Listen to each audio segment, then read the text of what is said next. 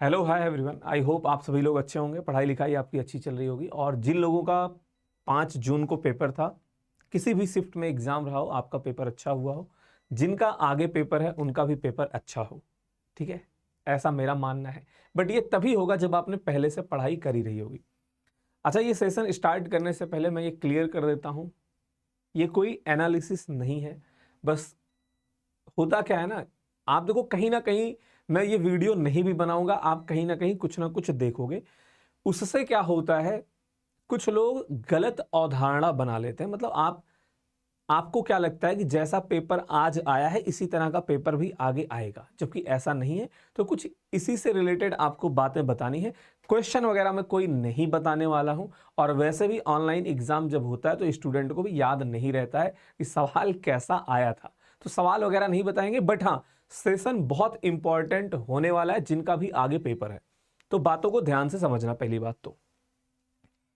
अच्छा, थोड़ा बहुत एक बार हल्का सा चर्चा कर लेते हैं भाई, सभी शिफ्ट में किस तरह के सवाल आ रहे हैं। देखो, अगर आप बात करोगे, अच्छा आप क्या सोचते हो अगर आप पेपर देने जा रहे हैं, जैसे मैं यहाँ पे बेसिकली बात करने वाला हूँ मैथ की ही। ठीक है, मैथ ही मैंने आपको पढ़ाया, बहुत सारे हमने प्रैक्टिस सेट आपको करा रखे हैं, 100 से 150 टोटल अगर काउंट करोगे तो। पूरी प्लेलिस्ट पड़ी हुई है, जिसको पढ़ना है पढ़ सकता है। मैंने पहले भी बोला था वो CBT 2 में भी काम देगा, और वो काम देगा। हालांकि अलग से भी CBT 2 के लिए हम लोग करेंगे। बट अगर मैथ में बात करें, एग्जामिनर अभी क्या किया है भैया, सिंप्लीफिकेशन के सवाल ज्यादा आ गए। ठीक है, जिसे आप सरलीकरण कहते हो। तो इसके जो है 5 से 7 प्रश्न बताए जा रहे हैं आगे। ठीक, अब इसी तरह से आप देखोगे भी, एवरेज का भी 2 सवाल लगभग। उसके बाद प्रॉफिट एंड लॉस के, मतलब अगर मैं बात करूं पूरा परसेंटेज से रिलेटेड टॉपिक के, परसेंटेज से रिलेटेड अगर मैं टॉपिक कहता हूं तो आपका उसमें percentage, profit and loss, SI CI ये सब आ जाता है। यहां से भी जो है आपको 5 से 6 क्वेश्चन मिल गया।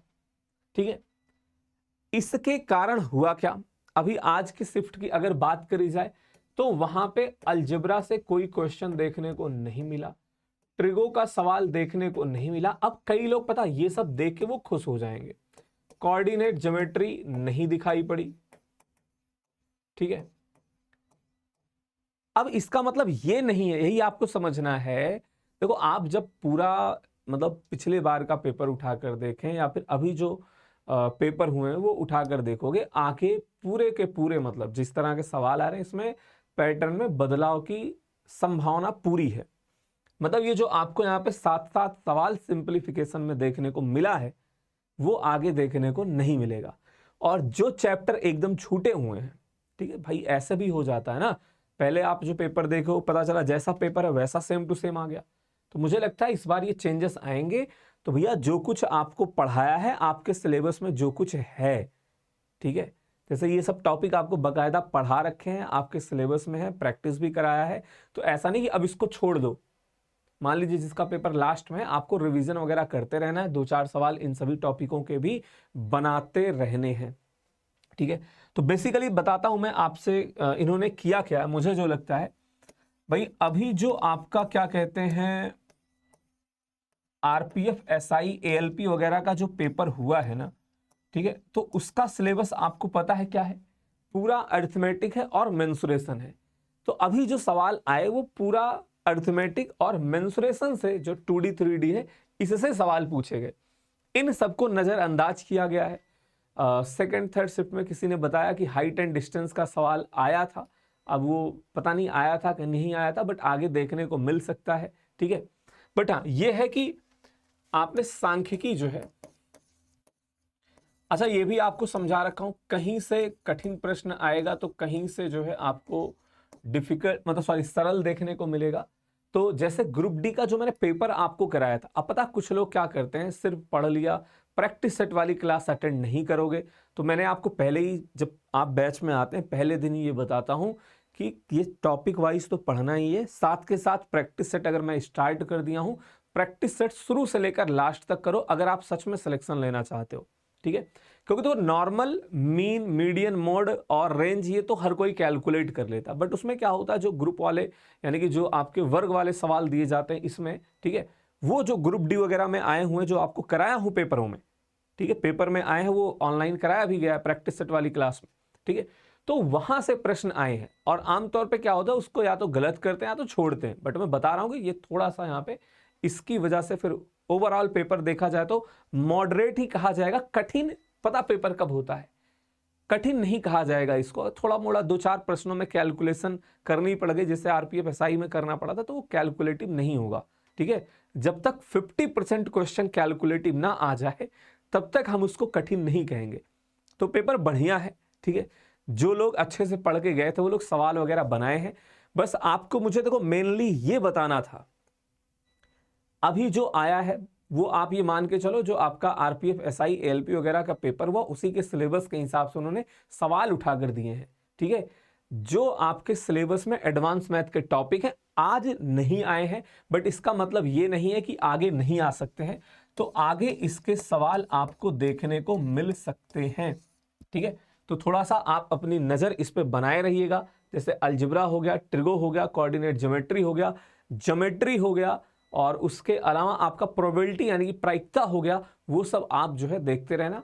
ठीक है, बाकी मस्त बिंदास तरीके से पेपर दीजिए। और हाँ, अगर आपको लगता है कि किसी टॉपिक का एक रिवीजन क्लास हो जाए तो आप कमेंट बॉक्स में वो कमेंट करके बता सकते हो। सभी लोग हम लोग उसको डिस्कस कर लेंगे। ठीक है, वो कोई भी टॉपिक हो सकता है, अरिथमेटिक का, एडवांस का, या फिर किसी को लगता है कि सर एक बार जो है अलजेब्रा या फिर सिंप्लीफिकेशन में जो अलजेब्रा से रिलेटेड प्रश्न आते हैं उनके फॉर्मूलों का रिवीजन हो जाए, क्योंकि पेपर 24 तक चलेगा तो अभी कई लोगों का पेपर बाद में है, तो वो आप बता दीजिएगा। बाकी जो है कल से एक्सपेक्टेड पेपर, ठीक है, जिस तरह से सवाल आएंगे तो आपको 25-30 प्रश्नों का डेली एक प्रैक्टिस भी प्रोवाइड कराऊंगा, जो कि आपके लिए काफ़ी हेल्पफुल होगा।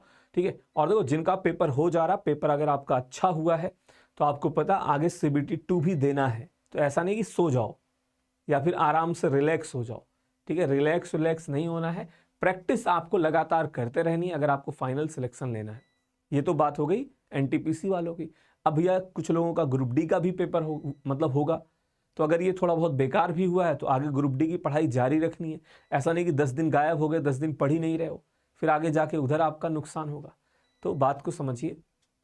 और जो लोग पेपर देने जा रहे हैं भाई, तुक्का उक्का ना लगाओ। आप अगर अपना जोन वगैरह आपने देखा ही होगा कितना नंबर पिछली बार गया था कट ऑफ वगैरह, और आप अगर उससे 10-15 क्वेश्चन मान लीजिए ना, आमतौर पे आप 80-85 क्वेश्चन आप कर पा रहे हैं, तो बाकी के जो 15 बच गए तुक्का मत लगाना, वरना क्या पता फिर वो क्वेश्चन जो आपके गलत होंगे वो जो है सही क्वेश्चनों पर भी प्रभाव डालेंगे। ठीक है, तो तुक्का वगैरह ना लगाएं, अपना जो आपको आता है वो आराम से करिए, और जैसा पढ़ा है वैसे ही पढ़ते चलो, वैसे ही प्रैक्टिस करते चलो। एक आध दो सवाल इन सब टॉपिकों के भी बनाते रहिए। ठीक है, बाकी किस डेट में किसका पेपर है वो आप कमेंट करके बता दीजिएगा। किसी टॉपिक का रिवीजन अलग से चाहते हैं वो बता देना। बाकी कल से एक्सपेक्टेड पेपर की क्लास आपको देखने को मिलेगी। चैनल पे नए हैं तो चैनल को सब्सक्राइब कर लीजिएगा। और हाँ, जिन्हें लगता है कि हमारा CBT 1 तो निकल रहा है, CBT 2 की तैयारी करनी, तो अमित सर मैथ्स आप जो है प्ले स्टोर पे सर्च करके ऐप डाउनलोड कर लीजिएगा। वहां से हो सकता है ऐसा भी हो भाई यहाँ नहीं आया, आगे एडवांस मैथ आए, तो एडवांस मैथ में अगर दिक्कत है तो आप वहां से अपना एडवांस मैथ सही कर सकते हैं। बहुत ही आराम से, बहुत ही मतलब बेसिक तरीके से उसमें पढ़ाया गया है। बाकी मिलते हैं नेक्स्ट क्लास में। That's all for today. Thank you, धन्यवाद, bye bye, take care. Share कर दीजिएगा अपने दोस्तों के साथ भाई जिनका पेपर आगे होने वाला है। खासकर ये कि भैया जो आज आपने कहीं ना कहीं एनालिसिस देख लिया है उसके आधार पे आप निश्चिंत मत हो जाना, क्योंकि सिलेक्शन लोगे फिर CBT 2 में भी जाना है। ठीक है, थैंक यू।